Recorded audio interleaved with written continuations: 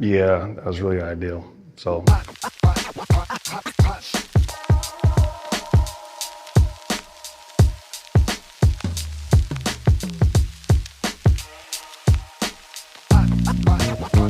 yeah, that was really ideal. So,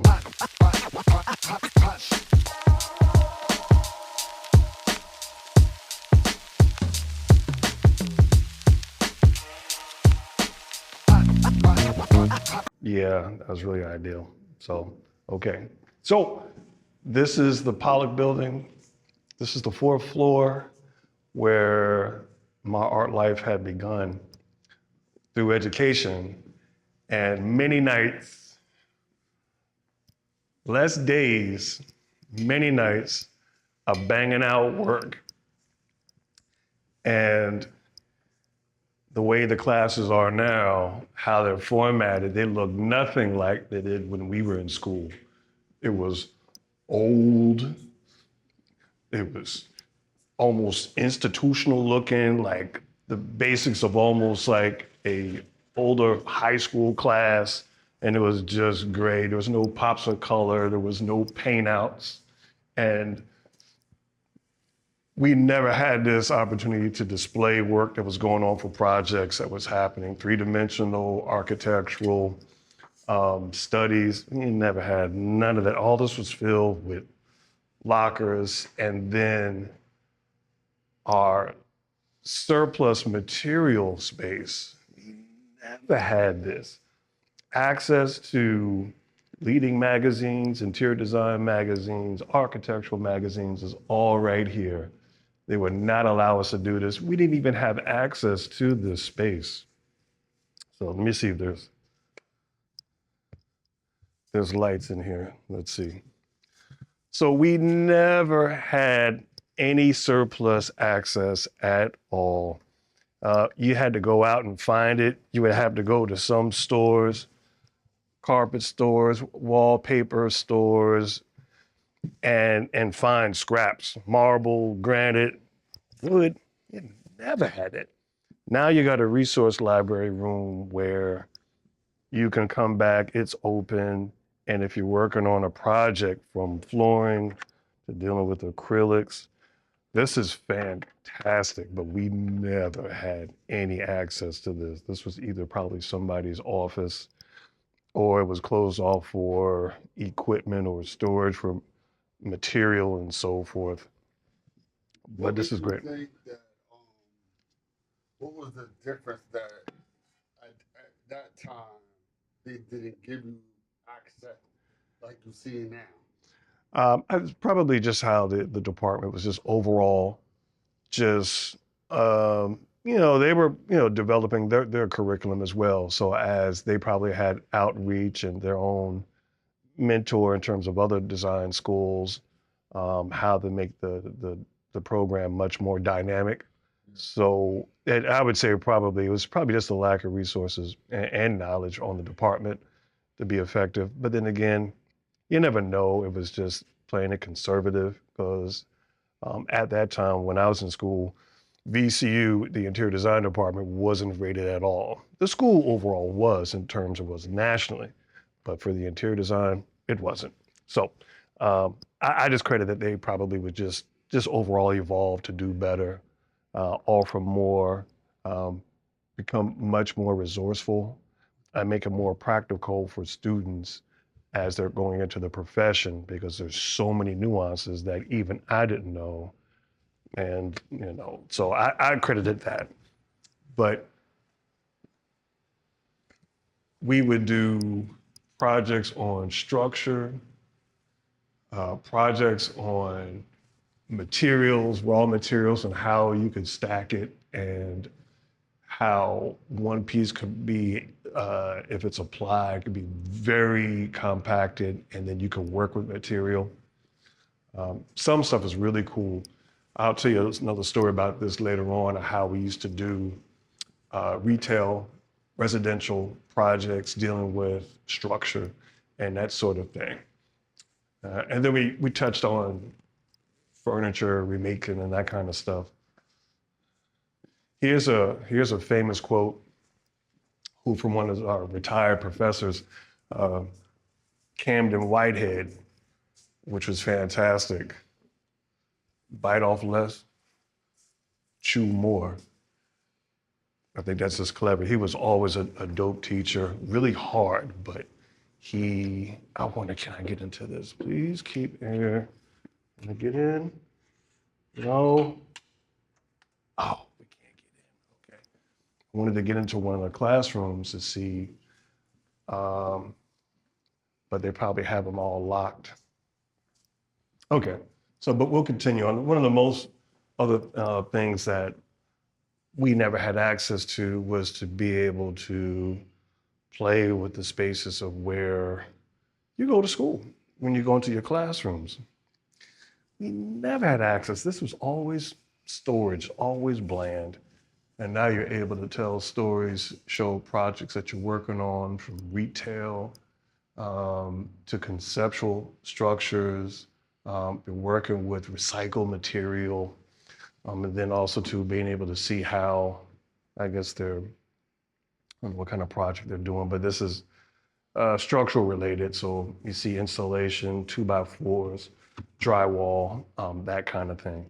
We just never had access to be free to do something like this, which was now I think it's a mind blow. It's fantastic. So um, the pro art program had did so many different things for us in terms of the study and the approach, dealing with topography, dealing with cement, dealing with some historic structures. And I'm gonna see if I can take this down. Now, okay. We would do projects like this. And this was making furniture, which is fantastic. Unfortunately, one of the pieces that I made, it's over 25 years ago. Between moving, storage needs, spacing, I lost mine. But if I had mine, I would definitely put it in some kind of acrylic shielding protection for sure. And here's some other just cool studies. How to work with sunlight, how to work with shade. Um, Once again, on recycled material.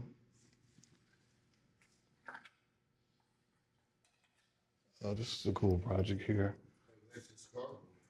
Right. So how do you make cardboard structural and at the same time, how can you make it, um,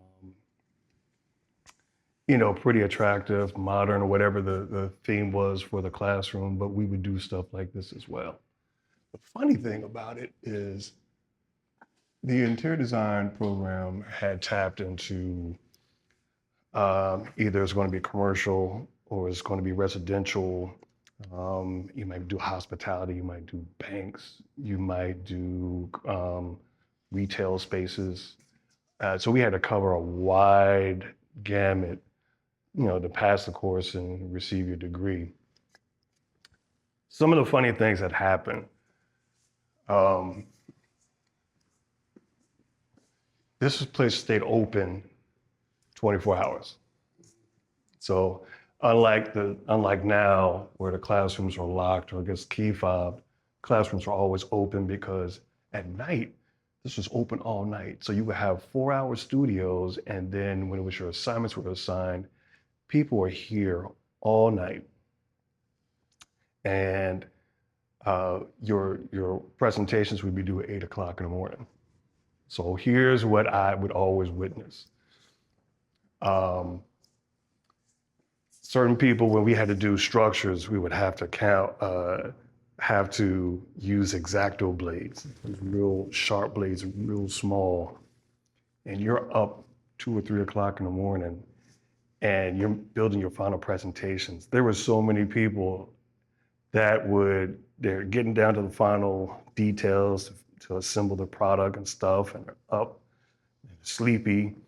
And I can't tell you how many students would use the X-Acto blades and then cut part of their finger. It's 3 o'clock in the morning. Class is at 8 o'clock. And I can tell you how many bloody projects, people coming in with Band-Aids.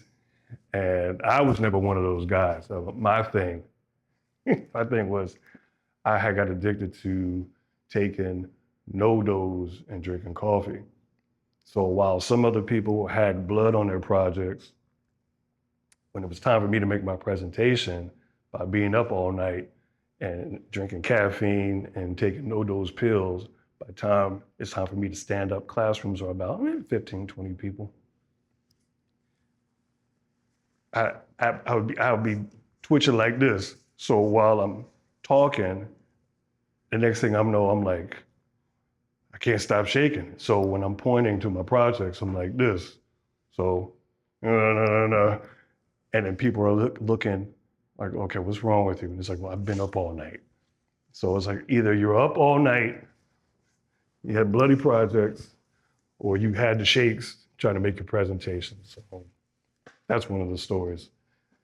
Uh, and another story, and I can't remember his name, but I had a hospitality project and I knew I was going to nail it. My instructor was Asian, and so there was a little bit of a language barrier. But I knew the assignment and I knew what was required, and I was like, I got it. Materials, I found a connection for a supplier for goods, leather, marble, wood. Drawings were straight. He gave us the syllabus about what's required. Got it, nailed it. In his talk, he was saying that in your final presentation, and this was about 60% of your grade. Not a problem. I'm confident. I know I got it. So he says, make sure that you have free views during your project. I was like, free, not a problem. I'm gonna have a whole bunch. So we had to learn how to do 3D drawing, not with CAD, but by hand.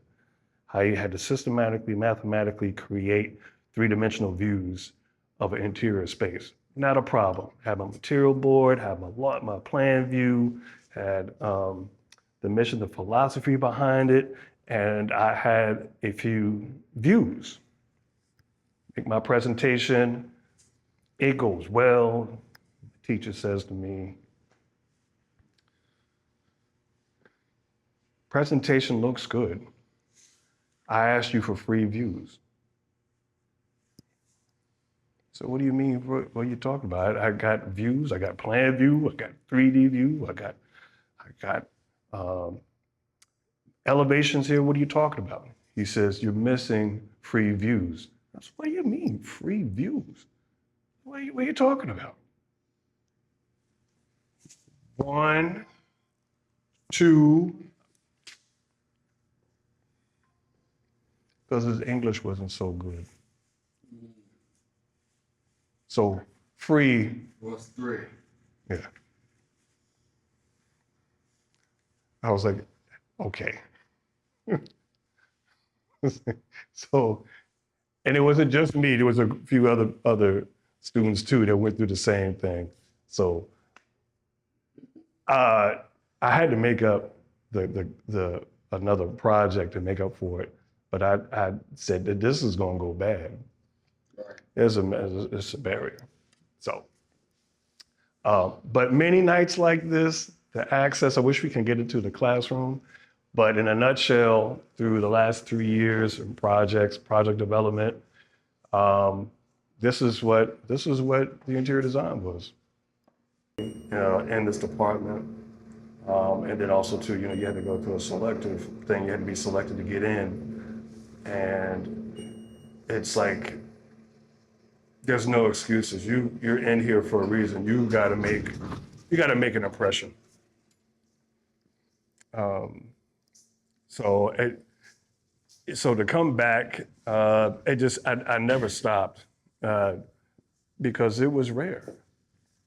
And I will tell you that in my experience professionally, I was almost not to say to be accepted, but because me being a male, and then also too, Black male, the opportunities were not there. Not to say they weren't, but they were far and in between. There's so many stories about pushback, knocked down, rejected. Um, and you came from a reputable school, so coming from VCU, you just had this thing of you got to work hard. Of course, you got to work twice as hard, and you just kind of gathered a culture of that. So really, kind of stopping to see where you came from is just, I guess it's everything in season, but we're just so driven just to get it. You got to get it, get pushed, you know, work hard, show some relevance, showing that you're capable, show that you're insightful, show that you're educated, all that stuff. So, but yeah. So when we used to hang out in this atrium here, it was great. So we wanted to take a break because our sessions were like 4 hours, and I was like 4 hour classes, and you may have two back to back, 4 hours. So you would come out here, take a break. Um, we had great pizza places down the street, going close to Gray Street, but basically you lived here. Yeah, you lived here. Coming from high school, I never had 4 hour classes. 4 hours. Yeah, it was amazing. And to this day, there's still 4 hour studio sessions that's recorded. So yeah, imagine you hear 8 hours, you got a project, you're not collaborating with anybody, and then you got projects that's going to take you overnight. So now you're working here, say you're going in at 8 o'clock. You're not leaving until sunrise, and then you got your presentation. Oh, classrooms were in these fantastic mansions. They were old. Yeah, you're going to see on Franklin Street. Don't know the square footage of them, but they go back to the 30s, and they converted, you know, apartments or single dwelling homes, whoever owned them, into classrooms. So VCU had bought them, and students would occupy these classes. So that's what's next. Okay. Yep. So this is okay. Yep. So this is the Anderson Gallery. So uh, for students, we would be here showcasing work, and it was a wide range. So there were people from fashion design, um, typography, communicative design, um, fine arts, commercial arts, and then interior design. And then in the spaces here, also two faculty had, their yearly exhibition. So here's a funny story. So one of my teachers that I loved, I can't say any names, he had exhibition, and we were invited to come, and this guy we adored so much. I don't get it. So me and my buddy went in, and he has a picture of some kind of Madonna from that, whatever that age period was. And he has a picture, black and white photograph of himself laying on the table on his back. It looks like it's almost like a picnic tablecloth. And the man has got no clothes on. And he has a photographer take a picture from the knee up to his torso, laying right next to him of a plate of grapes and fruit. Can't make it up. Right. And then we got to see this cat in class next week. Totally messed up. Huh. And I was like, we can't unsee that. But that's one of my experiences in this pursuit of art is like there was no shame. And it's all exploratory. self-expression and take it as you will, take what you want from it. And then I'm gonna see you in class next week. You can't, so you just imagine me laying on my back. I got no clothes on, and I'm your instructor. So one of the things that's been always big, our instructors always encourage us to create big masses of work, not the small work, and learning how to manipulate space, use the total volume to shift a space. We were taught that at a young age. You know, you're so used to drawing on a pad or painting on a wall, a board, and it's maybe 2 feet or 3 feet. In high school, that's what I did. You drew on a pad or a little piece of paper and stuff. But one thing I can definitely accredit is just that my instructors, they would encourage you to push your limits, push beyond whatever you used to do to get you in here. We got to expand it. So things like pieces like this right here and right here, when you put them up on a wall, and you know, it starts to shape an atmosphere when they're huge, and that's always just always taken to me, just because of the volume of space that you're able to cover, and it sets everything, a tempo, it sets an energy, it invokes a mood. And then with that, through art study too, through color, how it can always invoke and impact, um, address mental issues or mental awareness, even so much as in terms of overall health and outlook. And so, so VCU was very good in opening up our eyes about the impact of knowing color. Yeah, definitely. So, for example, when it comes to health and wellness, and especially like in institutions, mental institutions, there are certain colors that are going to pull certain outcomes from individuals. So, how blues can impact, red can impact energy, excitement. So, like they were saying, like different variations of blues are going to be able to give you a certain cool feeling, subtle feeling, and that would be used in certain other places. Red, we're supposed to be energetic. So say, for example, red could be used uh, in terms of a rehab space where there's going to be energy, where you have to get up and you have to move about. High energy colors such like the fuchsias, magentas, reds, they invoke energy. So VCU was very, for me, they opened my eyes about the impact of color and how it could be used effectively. And we see that now. So there's a lady that reached out to me that wants me to collaborate with a healthcare company in Baltimore because they want to be able to use art, and they're looking at what we've already done, but to be able to transform it into certain spaces in some of their healthcare locations. So, and using it by transforming it into wallpaper. That blew my mind. So I said, you know what? I get it. And when moments like that come up, I always revert back to being here at VCU, talking about color and theory and the impact it can bring into an environment.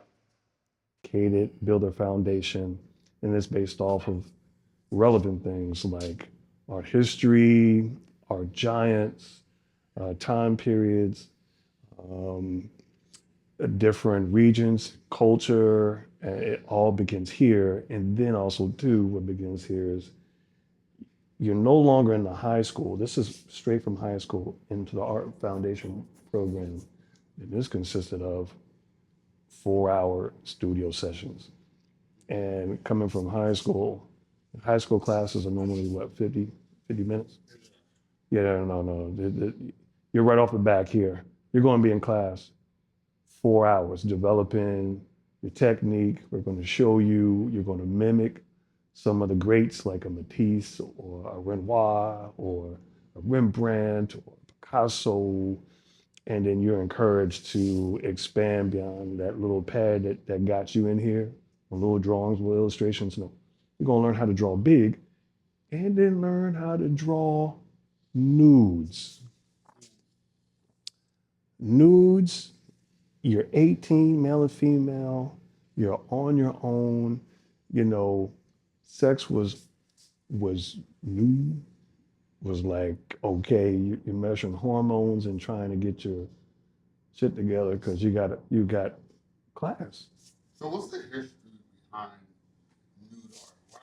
Why was that such a thing, or it still is a thing? Like for those that don't really understand it. Painting nudes is, and it's, believe it or not, from what I can remember, painting nudes was a discipline between eye and hand coordination and be able to capture people in their natural state of highs and lows in your body content.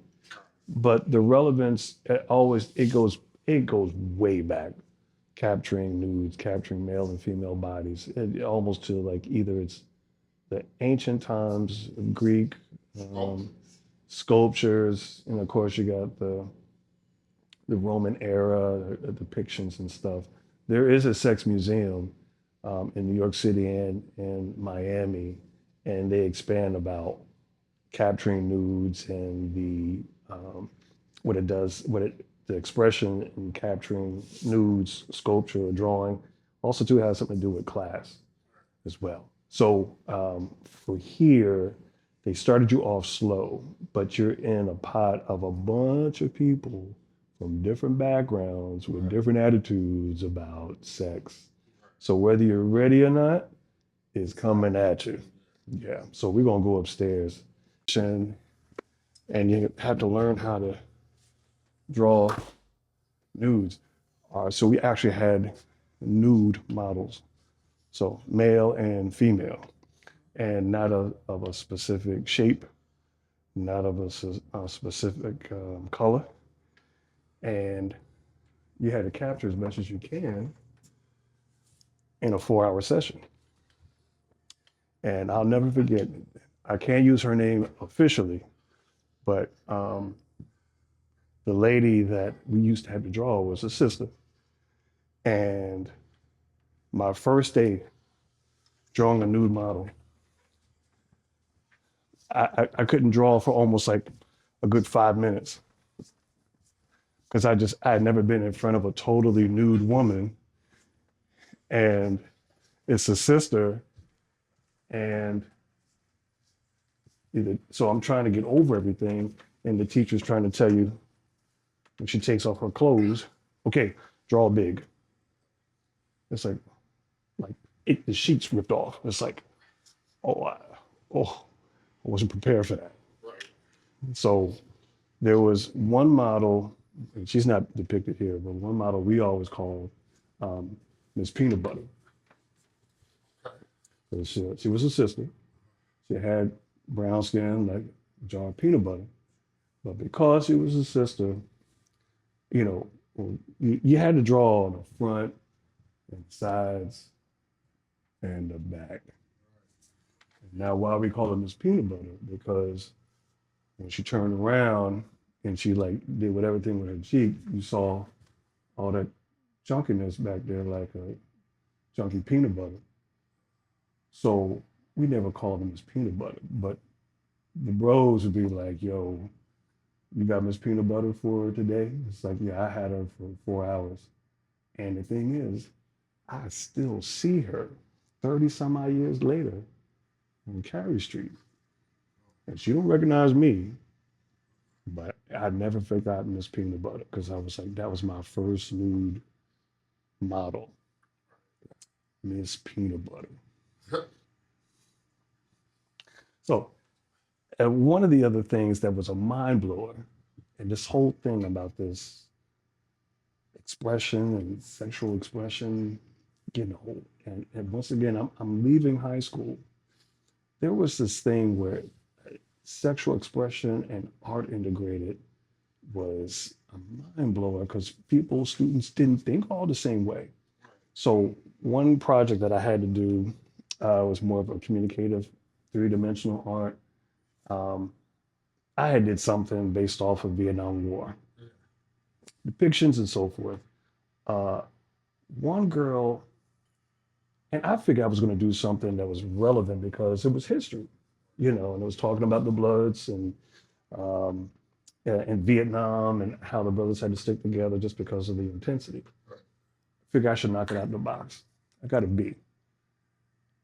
This other chick, true story. She had developed a box, like a some kind of three-dimensional box, and her theory was based off of fellatio.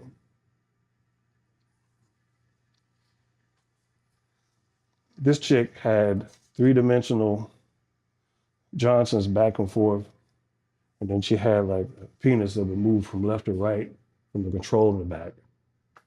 I was like, I, am I missing something here?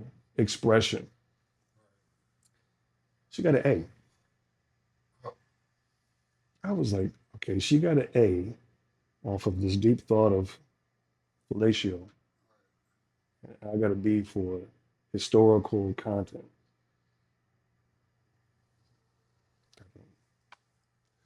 You can't make it up. Yeah. Teacher loved it. Now the teacher was male, so I don't know. That might have something to do with it. So, um, and once again, our classes were never this sexy.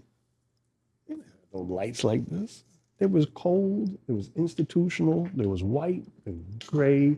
You had a tall easel.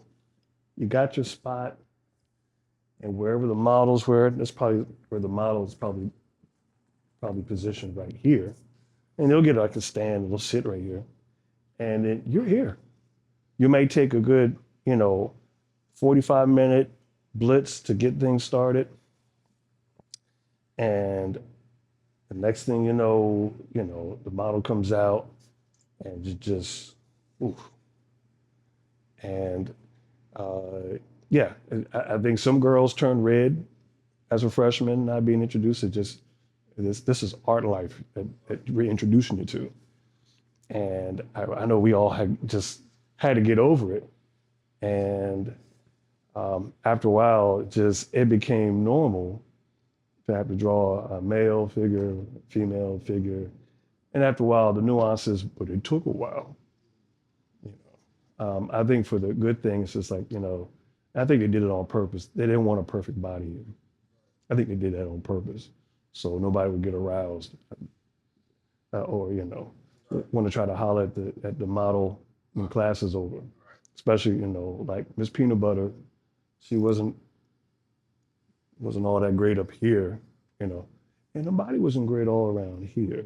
But after a while, some dudes might have got horny and tried to talk Miss Peanut Butter after class. I don't know, but that's real. But you would have to capture light and dark shadows portion, um, being able to blend colors. So it becomes more than just flesh tone, but intensity.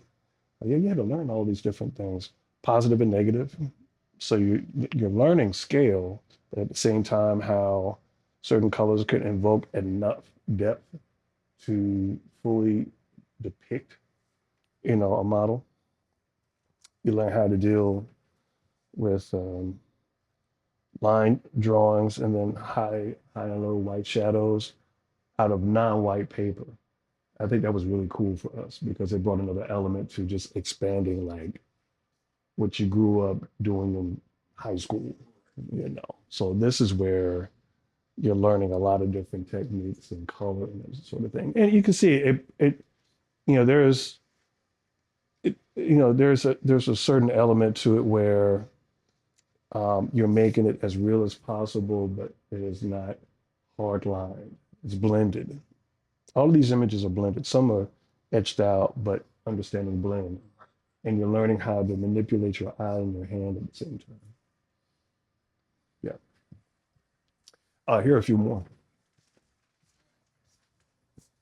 So it's no models now. There's no Playboy models or anything like that. But you can see it's almost preferred that the women are more shapely. There's a brother right there, but you can tell just that was, and even through my freshman year, basic models were all plus size people, male and female, um, which was great because it your art kind of transcended beyond the actual physical realm, what you saw in front of it. No matter what you saw or what it may look like physically in the natural, you can still create something beautiful. So it makes it, um, nothing gross. And it doesn't look gross, but it looks like it's very artistic. Like you're able to capture something, able to pull something out of something that might seem a little scary at night if you wanted to go down there. And I remember a buddy of mine, we got our list of stuff to buy. And I said, I gotta take care of some other business work and I can't go, so I'll go later, but you go.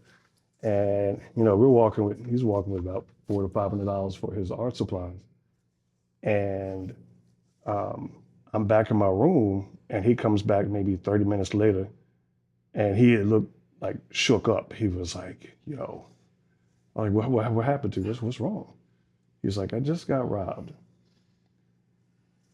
So like what he had just purchased, Wow. the people took his supplies and whatever else little money he had on him. And I was thinking, my God, that could have been me. Yeah. And my mom had provided money to get my supplies Yeah. for the semester. I don't know what that would have looked like Yeah. because at that time, that's a good chunk of money for Right. art supplies, not books, Yeah.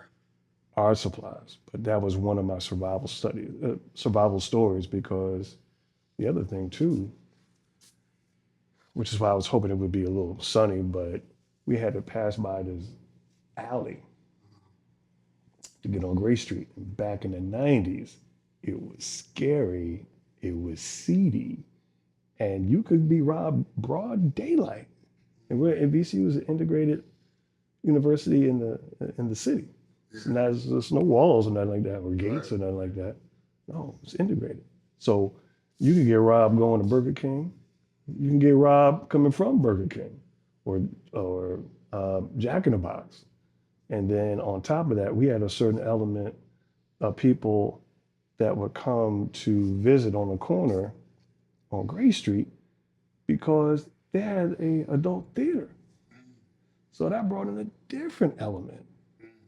And then you had some dance nightclubs on Gray Street. So you had all this going on. And then the other element was one day when Safeway used to be where Lowe's is on Broad Street, I lived off of Gray Street. And I'm walking and I had my money. I bought groceries for the next 2 weeks and whatnot. Now I'm in an apartment. And I'll never forget this. Honest, true story. I'm walking, I got about maybe 6 bags, three in each hand. But at that time, Richmond's so known for uneven pavement, uneven cobblestones, uneven stones on the sidewalk. I'm walking, I get across Broad Street, and I'm at this corner, I'm trying to walk. And this corner is notorious for trans streetwalkers. So this is during the like at dusk, It's like it's not night, but it's like 6 o'clock. So I'm trying to get home because I know it's about to happen. So I get on the corner to walk, and I know what's going on, and I lose my balance, and all my groceries are spread out on the concrete. Damn. Everything. I had all my ranch dressings, my tomato sauce rolled up the bag. I was like a Superman on my stomach. Rolled, everything rolled right in front of this transvestite. And I tried to get up and got myself together. I was so embarrassed. And they said to me, you don't want to kill yourself before you eat all your food. Let me help you. I was like, wow. And help me put stuff in the bag. They were like, you might need to go back to the store and see if you can get your money back or they'll help you out since you're a student. And you could tell I was young and stuff. I was like, thanks.